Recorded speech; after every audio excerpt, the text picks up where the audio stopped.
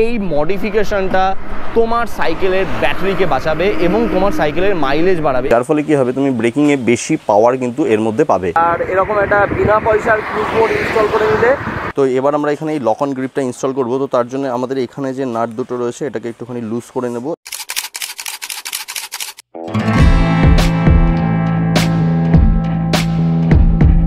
তো আজকে আমরা আমাদের এই যে ইলেকট্রিক সাইকেল রয়েছে এটাকে আমরা একটু মডিফাই করব। আমরা বেশ কিছু পোর্শনে এর কাজ করব। এক নম্বর কথা, আমরা এই সাইকেলে ক্রুজ মোড ইনস্টল করব, যেটা এই সাইকেলে একদমই আসে না। তো এটা আমরা একটু বেশি জোগাড় করে করবো ব্যাপারটা, এবং তার সাথে সাথে আমরা এখানে নতুন হ্যান্ডেল গ্রিপ ইনস্টল করব। এর যে স্টক হ্যান্ডেল গ্রিপটা ছিল সেই হ্যান্ডেল গ্রিপটাকে বাদ দিয়ে দিয়েছি।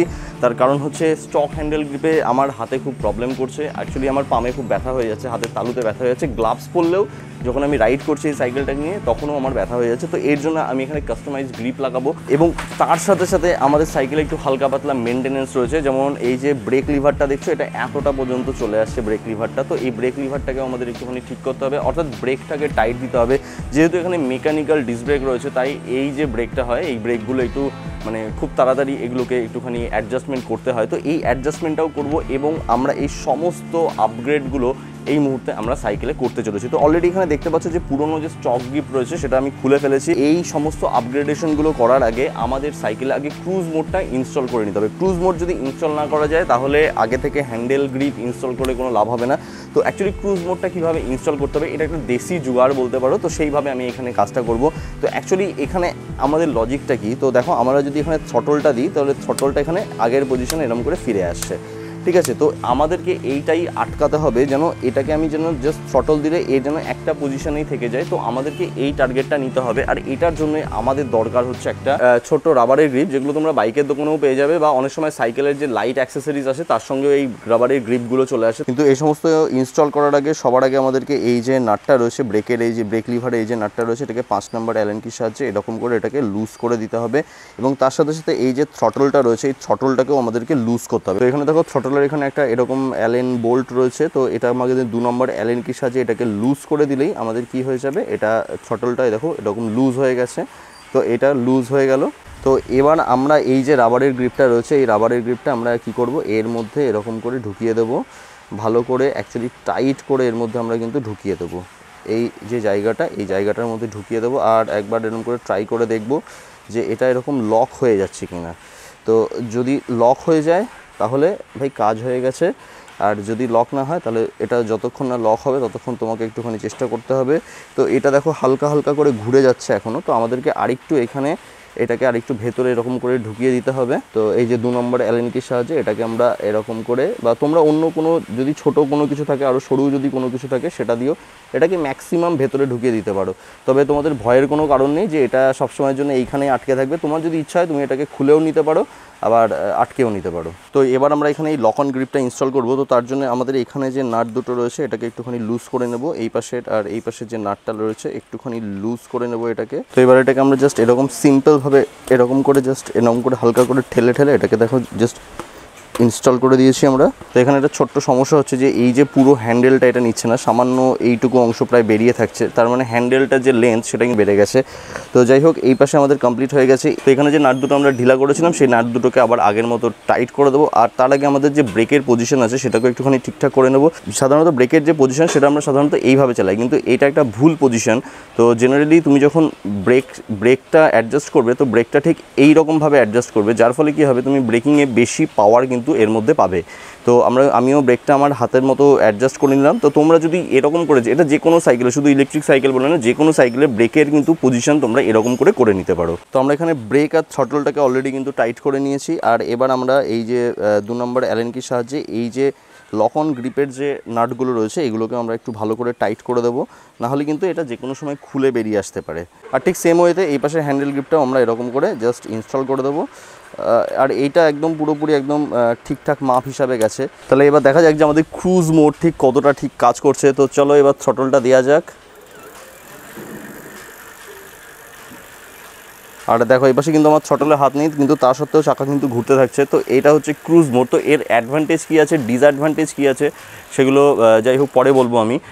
কিন্তু আপাতত ক্রুজ মোড ইনস্টল হয়ে গেছে। আর এবার আমাদের যেটা কাজ করতে হবে সেটা সাইকেলের ব্রেকের ওপরে কাজ করতে হবে, কারণ এর যে ব্রেকটা রয়েছে যেরকম বলছিলাম ব্রেকটা কিন্তু ভীষণই লুজ হয়ে রয়েছে। তো এবার আমরা ব্রেকের ক্যালিপারটাকে ঠিকঠাক করবো। তো এইখানে এই যে নাটটা আর এইখানে এই যে নাটটা রয়েছে, এই নাটটাকে 5 নম্বর অ্যালেন কির সাহায্যে এটাকে আমরা লুজ করে দেবো সবার আগে।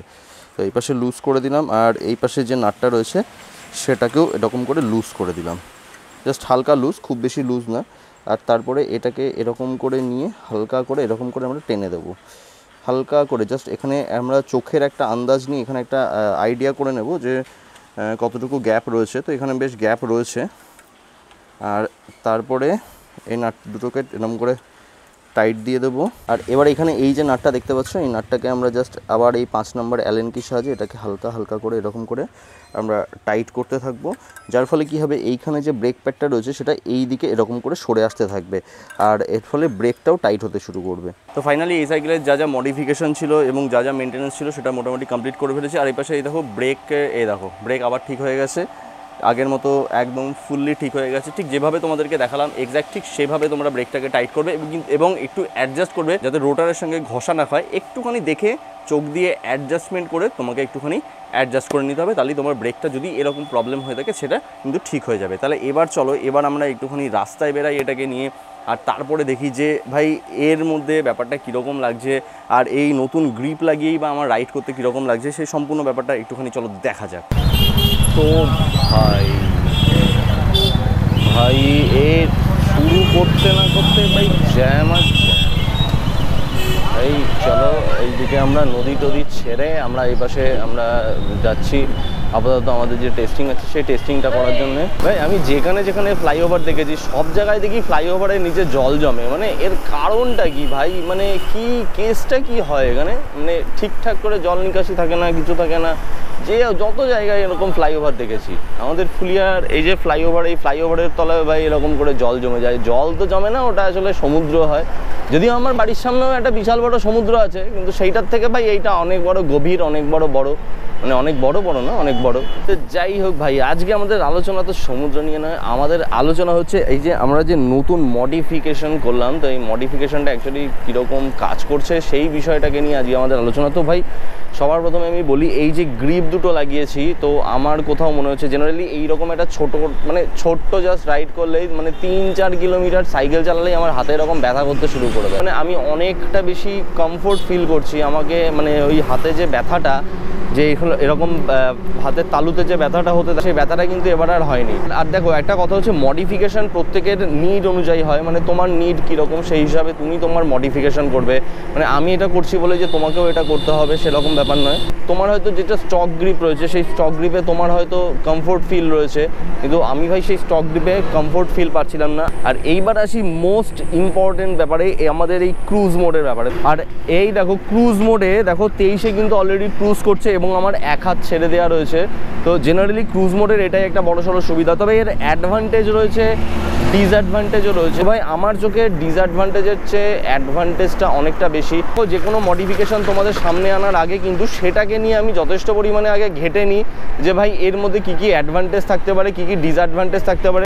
আমার কাছে কিন্তু ব্যাপারটা একদমই এরকম নয় যে মডিফিকেশান করলাম চলো দৌড়াই বলতে শুরু করে দিই যে ভাই এই মডিফিকেশান করলাম, এই মডিফিকেশান করলাম। একদমই না, মডিফিকেশানের ভালো দিক আছে, খারাপ দিক আছে। এটার সবথেকে বড় অ্যাডভান্টেজ হচ্ছে ভাই তুমি 1 থেকে 25 পর্যন্ত যে কোনো স্পিডে তুমি সাইকেলটাকে ক্রুজ করতে পারবে। মানে যে কোনো, তুমি যদি 1-এ চাও 1-এ ক্রুজ করতে পারো, তুমি যদি 5-এ চাও 5-এ ক্রুজ করতে পারো, যে কোনো জাস্ট সেই স্পিডে এসে তোমাকে জাস্ট শটলটা ছেড়ে দিতে হবে, ব্যাস তোমার কিন্তু ক্রুজ মোড একদম পুরোপুরি অ্যাক্টিভেট হয়ে গেল। দেখো X1-এ বা অন্যান্য যে সমস্ত বেসিক ইলেকট্রিক সাইকেলগুলো থাকে সেগুলোতে কোনো রকম ক্রুজ মোড আসে না। ক্রুজ মোড আনার জন্য যেটা দরকার হয় সেটা একটা ডিসপ্লের দরকার হয়। কিন্তু ভাই ওই যে তুমি 3-4 হাজার টাকার একটা ডিসপ্লেকে বাঁচিয়ে দিলে আর এরকম একটা বিনা পয়সার ক্রুজ মোড ইনস্টল করে নিলে, তো ভাই হয়ে গেল। তো নাও এই আনন্দে আমাকে একটু বিরিয়ানি খাইয়ে দাও। আর এই সমস্ত কিছু শেষে আসবে একদল পাকা লোক যারা বেসিক্যালি কিচ্ছু জানবে না, তারা এসে চিল্লাবে এটা হয় নাকি, ও ভাই এটা হবে নাকি, কি বলে যাচ্ছ এই সমস্ত, আমি সব জানি। ভাই এই দেখো, ঠিক আছে, এই দেখো আমার কিন্তু ছটলে হাত নেই, এই দেখো 20 স্পিডে কিন্তু ক্রুজ করছে অলরেডি। তো বুঝতে পারছো ভাই, ভাই জেনে বুঝে কমেন্ট করো না, আমারও কমেন্টের উত্তর দিতে ভালো লাগে। এরপরে আসি আমি আরেকটা ভাই গুরুত্বপূর্ণ পয়েন্টে, এই মডিফিকেশনটা তোমার সাইকেলের ব্যাটারিকে বাঁচাবে এবং তোমার সাইকেলের মাইলেজ বাড়াবে। এবার বলবে কিভাবে? তো দেখো, তুমি যখনই ইলেকট্রিক সাইকেল চালাও তোমার থ্রটলে হাত থাকে এবং থ্রটল কি হয় 19-20 হতেই থাকে, আর এই 19-20 হওয়ার জন্য ব্যাটারির ওপর কিন্তু একটা কনস্ট্যান্ট প্রেশার পড়তে থাকে, যার ফলে কি হয় ব্যাটারি কিন্তু তাড়াতাড়ি ড্রেন হয়। কিন্তু এই মোডে ভাই স্পিডের একদম 19-20 হবে না, স্পিড একদম কনস্ট্যান্ট থাকবে, যার ফলে কি হবে তোমার ব্যাটারির ওপর প্রেশার কম পড়বে অ্যান্ড ইনফ্যাক্ট তুমি মাইলেজ বেশি পাবে। আর তোমরা যদি চাও যে আমি ঠিক এই মোডটা টেস্ট করি যে এই মোডে মাইলেজ কতটা দিচ্ছে, তাহলে সেটা আমাকে বলতে পারো, আমি এটার কিন্তু একটা কমপ্লিট ভিডিও তোমাদের জন্য অবশ্যই বানাবো। তো দেখো, প্রত্যেকটা জিনিসের অ্যাডভান্টেজের সাথে সাথে কিন্তু ডিসঅ্যাডভান্টেজও থাকে, তো এটারও বেশ কিছু ডিসঅ্যাডভান্টেজ রয়েছে যেটা আমার চোখে পড়েছে। তো দেখো, তোমাকে কিন্তু একদম পুরো খেয়াল রেখে এটাকে এরকম ডাউন করাতে হবে, আর তুমি যদি এটাকে ডাউন না করাও, মনে করো তোমার সাইকেল 15-16 স্পিডে রয়েছে, সেই অবস্থায় তুমি গিয়ে ব্রেক দিয়ে দিলে, ঠিক আছে, ভালো কথা, এবং এটাকে ডাউন করলে না, আর তুমি যেই মুহূর্তে ব্রেক ছাড়বে সাইকেল এরকম লাফিয়ে বেরিয়ে চলে আসবে এবং যার ফলে ছোটোখাটো অ্যাক্সিডেন্ট হতে পারে। তো এই বিষয়ে কিন্তু তোমাকে ভীষণভাবে সতর্ক থাকতে হবে। তো এইটা আপাতত আমার চোখে ডিসঅ্যাডভান্টেজ পড়েছে। তো তোমাদেরও যদি কোনো ডিসঅ্যাডভান্টেজ মনে হয়ে থাকে যে এরকম একটা ব্যাপার হতে পারে বা অন্য কোনো কিছু হতে পারে, সেটা কিন্তু অবশ্যই কমেন্ট করে আমাকে জানিও। আর এই হ্যান্ডেল বারের কথাটা আমি যেটা বলবো ভাই, হ্যান্ডেল বারটা একটু বেশি ওয়াইড হয়ে গেছে, মানে ওয়াইড এই দিকে হয়ে গেছে, কারণ এই দিকে প্রায় এতটা মতো এরকম করে হ্যান্ডেল বারটা বেড়ে গেছে। তবে আমার মনে হয় এই ব্যাপারটাকে 2-1 দিন চালালে ঠিকঠাক হয়ে যাবে, কারণ থ্রটলের সঙ্গে আমার যে কানেকশন সেটা অনেকটাই দূর হয়ে গেছে, এরকম দেখতে পাচ্ছ।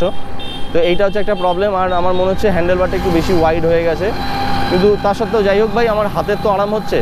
তো ভাই সন্ধ্যা নেমে আসে, বাড়ির দিকে আবার যেতে হবে। তাহলে তোমাদের যদি কোনো রকম কোনো ওপিনিয়ন থাকে, তোমাদের যদি কোনো রকম মতামত থাকে, এবং ইনফ্যাক্ট তোমরাও যদি কোনো রকম মানে এরকম দেশি টাইপের কোনো মডিফিকেশন করে থাকো সাইকেলে, সেটা কিন্তু কমেন্ট করে অবশ্যই বলো। আমার দায়িত্ব সেটা সবাইকে দেখানোর। আর ভিডিওটা কেমন লেগেছে আমাকে কমেন্ট করে অবশ্যই বলো। যদি ভালো লেগে থাকে তাহলে লাইক করতে হবে, সাবস্ক্রাইব করতে হবে, আর বন্ধুদের সাথেও একটুখানি শেয়ার করে দাও। আমাদের 50,000 সাবস্ক্রাইবার কিন্তু খুবই কাছে, তো জলদি জলদি ভাই একটু সাবস্ক্রাইব করে 50,000 করে দাও। তাহলে ভিডিও আজকের জন্য এখানে শেষ। Deserving rider take it easy.